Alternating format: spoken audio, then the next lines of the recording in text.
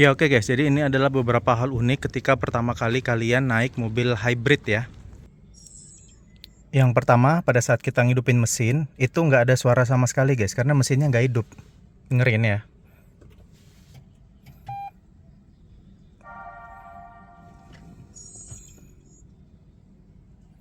Nih, ini udah hidup guys mobilnya, tapi mesinnya nggak ada suara.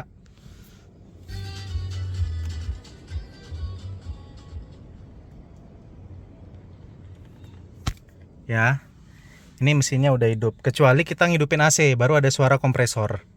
Nih.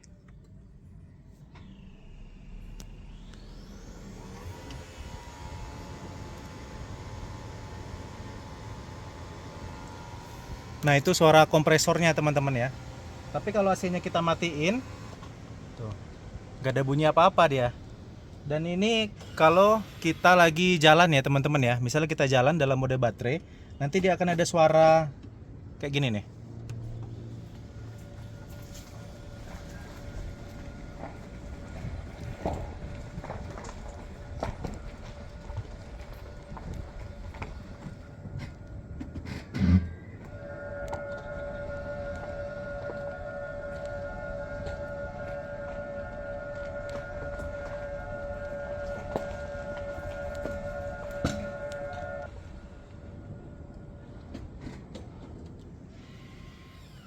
Nah jadi gitu ya, nggak ada suaranya ya teman-teman ya.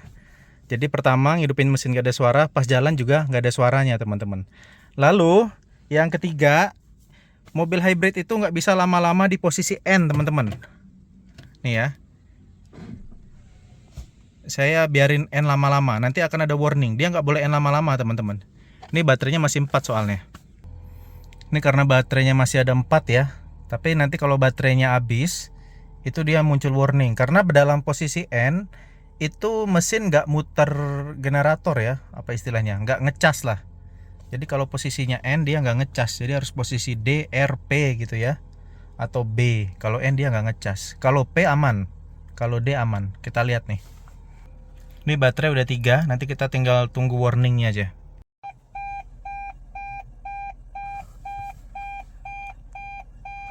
Nah ini ya, traction battery needs to be protected refrain. Jadi intinya kalau N itu nggak ngecas baterainya. Ini baterai tinggal 2 nih, tuh. Nah ketika baterainya udah 2 muncul warning. Nah ini harus di P, baru nyala baterainya. Tuh, ngecas dia. Karena baterainya sisa 2 teman-teman. Kalau P, N, D nggak masalah. Ini ngecas. Tapi kalau N, tuh, muncul warning dia. Nah gitu ya teman-teman ya, itu keunikannya. Jadi kalian jangan kaget nanti kalau ada warning itu. Harus segera pindahkan dari N. Hal unik selanjutnya adalah konsumsi BBM-nya ya. Ini 19,4 teman-teman. Ini mode dalam kota Bengkulu ya, dengan gak ada hemat-hemat. Mungkin kalian bilang, wah mobil Suzuki saya bisa 20. Guys, saya punya Ignis juga tuh. Ignis itu dalam kota di sini cuma 13-14 saja teman-teman. Kalau kalian bilang Suzuki bisa 20, iya. Kalau di tol sendirian gak bawa beban bisa 20. Tapi ketika Suzuki 20, di sini bisa 24 guys. Ini tadi kita banyak berhenti bikin video dalam kota, bisa 18-19, turun 18-17 nih. Ya. Tapi kita lihat ini aja deh. Ini nih. Tuh ya. Bisa sampai 23 lah guys kalau kita pakai tuh. Jadi memang hemat ya kalau mobil ini. Ini kenapa turun? Karena tadi baterainya udah habis banget tuh, teman-teman ya. Tapi ya dalam kota sekitar 19 lah. Ini gara-gara bikin video aja nih 17. Ini turun lagi 16. Ya seginilah guys apa adanya. Tapi yang jelas ini tetap jauh lebih hemat dibanding mobil apapun ya yang ada di Indonesia sekarang. Ini mobil hybrid paling hemat yang ada di Indonesia. Dibanding Ignis, dibanding apa, ini tetap paling hemat. Lalu keunikannya adalah kita nggak bisa ngegas-ngegas kayak mobil biasa. Ini kalau kita gas, dia gini nih. Nih.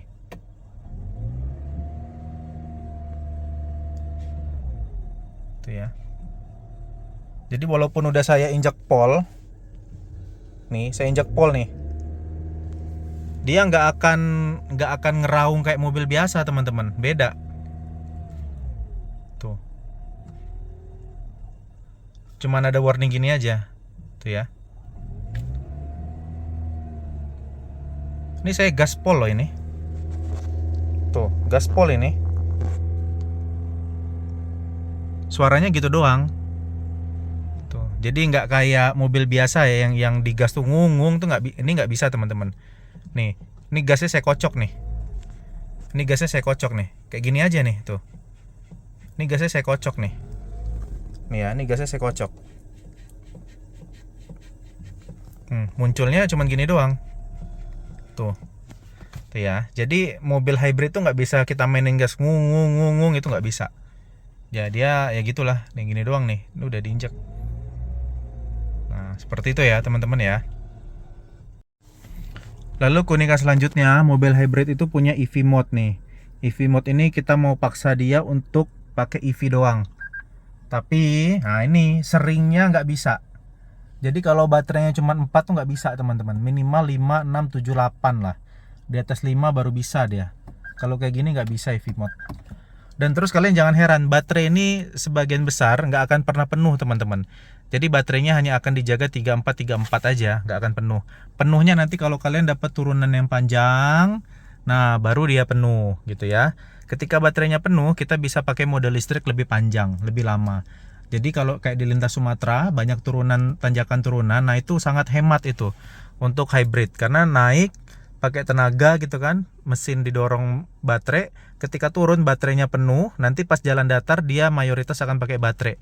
Jadi tanjakan turunan tuh sangat-sangat menguntungkan untuk mobil hybrid, karena kita bisa dapat energi gratis ya teman-teman ya.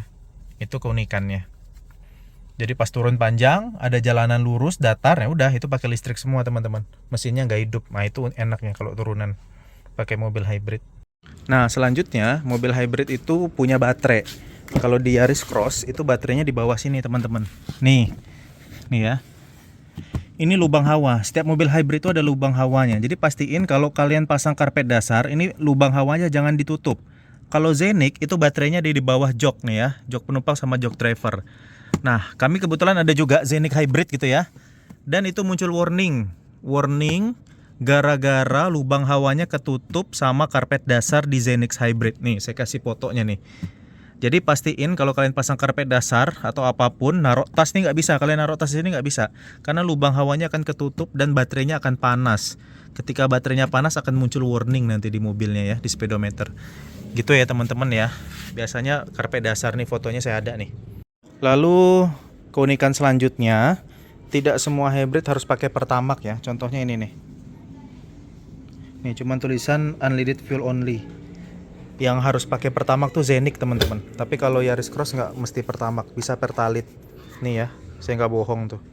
Nomor oktan 90. Jadi mobil ini bisa Pertalite dan bisa QR code juga. Itu ya. Jadi bisa Pertalite, bisa QR code.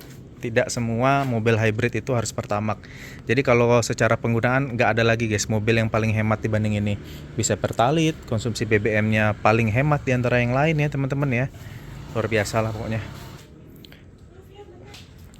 Oke, jadi gitu aja ya beberapa keunikan mobil hybrid yang perlu kalian ketahui biar nanti nggak kaget kalau misalnya baru pertama kali megang mobil hybrid. Ya udah gitu aja, semoga bisa memberikan informasi dan manfaat buat kalian semua. Terima kasih sudah menonton.